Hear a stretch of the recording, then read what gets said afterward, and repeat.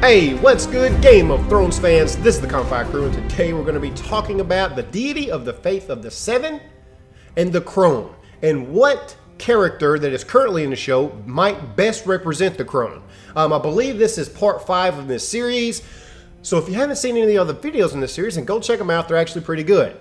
If you find yourself enjoying this video while watching it, then drop a like. We would most appreciate it. Okay, guys, let's go ahead and talk about this Crone for a second. The Crone represents wisdom and foresight. It's often depicted as a little old withered woman carrying a lantern to light the way through the darkness of uncertainty. Okay, right off the bat, you're thinking, it's gotta be Melisandre, right? I mean, that woman's old, right? You're talking about a withered old woman, that's her. And she does offer some wisdom and some foresight, like that's kind of her role. So you would think it'd be safe to assume that's her. Now, if you're going by looks alone, she got that locked up. That's in the bag, okay? This woman's 1,000 years old, easy.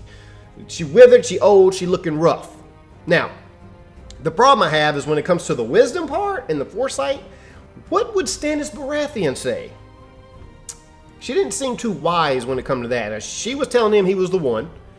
Stannis ended up burning his own daughter at the stake, and then right after that gets his head chopped off, which is very clear she was wrong.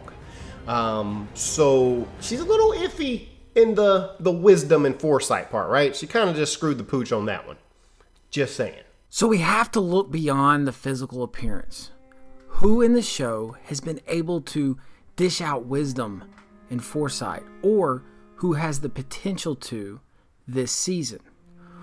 Well, if you think about wisdom and foresight, there are several characters who have been doing that for some time. Now with Dany, you have Tyrion and Varys. In Tyrion's case, Tyrion brings a wealth of experience in the politics of Westeros, and is able to help her navigate, and probably navigate even more so this season, through all the people, the lords, who says this, who you can trust, this, that, and the other. Now with Varys, you didn't get to see Varys with Dany until the final shot of season 6. But if you believe everything that Varys has said, he's been working behind the scenes, setting things up for Dany, and probably will be doing a lot more advising this season. Now another character who has supplied a great deal of wisdom is Davos. Now it wasn't always listened to, and in Stannis' case, maybe if he listened to Davos a little bit more, he would still have his head right now. But Davos has found himself in a position where he has found someone who will listen to him. And that is very important.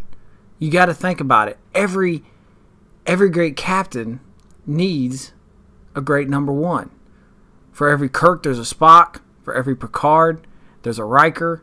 And Jon has found that in Davos. Now, in Davos's case, him and Jon have a very similar moral code. And that works great for Davos. Now he can settle in to a spot that suits him best. Now the last two choices don't fit this part in appearance whatsoever.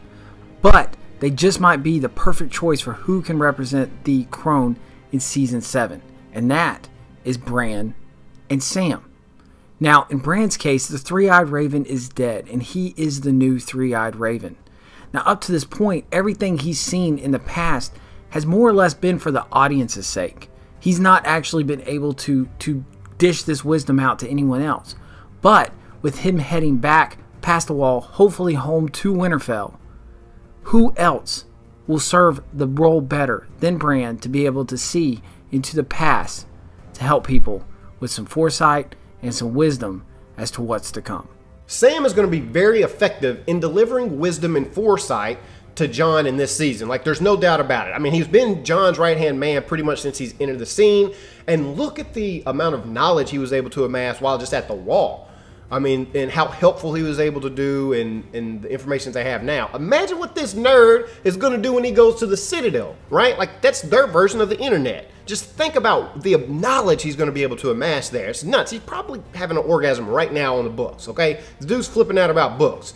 He is going to be very instrumental in helping out Jon with the wisdom and the foresight. And you're talking about the uncertainty of darkness.